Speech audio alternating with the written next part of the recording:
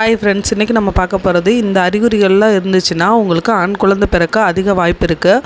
அதை பற்றி தான் இந்த வீடியோ. அதுக்கு முன்னாடி நம்ம சேனலை சப்ஸ்கிரைப் பண்ணி பெல் பட்டனை கிளிக் பண்ணி ஆல்ற ஆப்ஷனை கிளிக் பண்ணி வச்சுக்கோங்க. வாங்க வீடியோக்குள்ளே போகலாம்.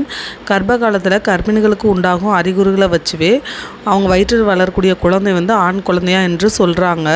அந்த காலத்து பெரியவங்களாம் அப்படி தான் பார்த்து கணிச்சு சொல்கிறாங்க. அந்த அறிகுறிகள்லாம் என்னென்ன, அது உண்மைதானா என்பதை இந்த வீடியோவில் பார்க்கலாம்.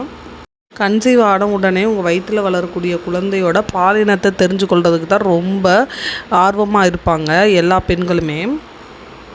பெண்கள் மட்டும் இல்லாமல் உங்கள் குடும்பத்தினருமே ஆர்வமாக இருப்பீங்க.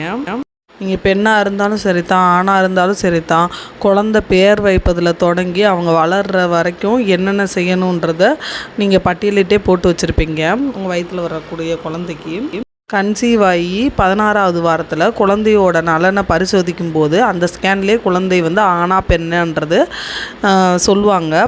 வெளிநாட்டில் பெண் குழந்தை இருந்துச்சுன்னா கருக்கலைப்பு அதிகரிக்கிறதுனால அரசாங்கம் இது ஆணா பெண்ணான்றதை சொல்லக்கூடாதுன்னு தடை விதிச்சிருக்கு. கன்சீவ் ஆனதுமே உங்கள் முகம் பளிச்சுன்னு இருந்துச்சுனாவே உங்கள் வயிற்றில் வளரக்கூடிய குழந்தை ஆண் குழந்தையாக இருக்கும். இல்லைன்னா உங்கள் முகம் ரொம்ப பருக்கள் அதிகமாக இருந்துச்சுன்னா அது பெண் குழந்தை. வயிற்றில் வளரக்கூடிய குழந்தை ஆண் குழந்தைண்டா உங்களோட முடி வளர்ச்சி அதிகமாக இருக்கும். இது எல்லாமே ஹார்மோன் செயல்பாடுனால நமக்கு உருவாகுது. கர்ப்ப காலத்தில் பெண்களுக்கு பிடிச்ச உணவுகளை வச்சு கூட ஆண் குழந்தையா பெண் குழந்தையான்றது சொல்வதுண்டு. அதிக இனிப்பு பொருட்கள் நீங்கள் சாப்பிட்டீங்கன்னா, உங்களுக்கு சாக்லேட் போன்ற பொருட்கள்லாம் சாப்பிடும்போது அது பெண் குழந்தைன்னு சொல்கிறாங்க. அதே ரொம்ப காரமும் புளிப்பும் மசாலா நிறைந்த பொருட்களில் நீங்கள் சாப்பிடும்போது அது உங்களுக்கு ஆண் குழந்தை அப்படின்றத உறுதிப்படுத்துது. அடுத்து கன்சீவாக இருக்கவங்களோட வயிறும் அவங்களோட மார்பும் தான். கன்சீவாக இருக்க உங்களை நேராக நிப்பாட்டி உங்கள் வயிற்றில் இருக்கக்கூடிய தொப்புள் பகுதியை வச்சே பார்த்து சொல்கிறாங்க. உங்களோட தொப்புள் பகுதி பெருசாக உங்கள் உடலில் மேல்புறமாக நோக்கி இருந்துச்சுன்னா அது பெண் குழந்தைன்றாங்க. தொப்புள் கீழ்ப்பகுதி சிறிதாகவும் அடிப்பகுதியை நோக்கி இருந்துச்சுனாலும் இது ஆண் குழந்தைன்னு சொல்கிறாங்க. உங்களோட மார்பகத்தை மட்டுமே சொல்கிறாங்க. வலது மார்பகம் இடது மார்பகத்தை விட பெருசாக இருந்துச்சுன்னா அது ஆண் குழந்தைன்னு சொல்கிறாங்க.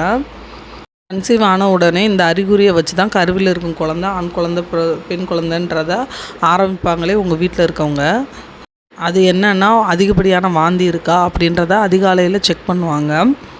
உங்களுக்கு பெண் குழந்தை பிறக்க போதுன்னா அதிகாலையில் ரொம்ப சோர்வாகவும் டயர்டாகவும் இருப்பீங்க. உங்கள் உடம்புல ஏற்படக்கூடிய அதிகப்படியான ஹார்மோன் மாற்றத்தினால இது ஏற்படுது.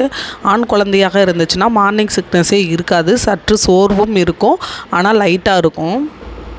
உண்மையிலே என்னென்னா ஒவ்வொரு பெண்ணின் உடல் வலுவை பொறுத்து தான் அந்த சோர்வு அதிகமாகவோ குறைவாகவோ இருக்கும். கர்ப்ப காலத்தில் உங்களுக்கு ஸ்கேன் பண்ணுவாங்க. அப்போ வயிற்றில் இருக்கும் குழந்தையின் இதய துடிப்பு எண்ணிக்கையும் கணக்கிடுவாங்க.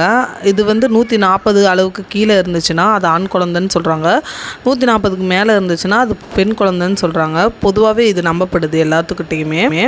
இதை சரியாக நீங்கள் தெரிஞ்சுக்கணும்னா 20 வாரத்துக்கு மேலே இருக்கக்கூடிய ஸ்கேனில் குழந்தையோட பிறப்புறுப்பையும் அறிந்து கொள்ளலாம். அவங்களோட இதய துடிப்பையும் வச்சு கண்டுபிடிக்கலாம். இதுதான் ஆண் குழந்தைக்குரிய அறிகுறிகளாக சொல்லக்கூடிய பொதுவான அறிகுறிகள். இதில் சொல்லக்கூடிய எல்லா அறிகுறியுமே 50% மட்டுமே வாய்ப்பு இருக்குது. மற்றபடி உடலில் ஏற்படக்கூடிய ஹார்மோன் மாற்றத்தினால ஏற்படக்கூடிய ஒரு அறிகுறியாக தான் இருக்கும். அவ்வளோதான் ஃப்ரெண்ட்ஸ். இந்த வீடியோ உங்களுக்கு பிடிச்சிருந்தா லைக் பண்ணி ஷேர் பண்ணி சப்ஸ்கிரைப் பண்ணிடுங்க. Bye friends.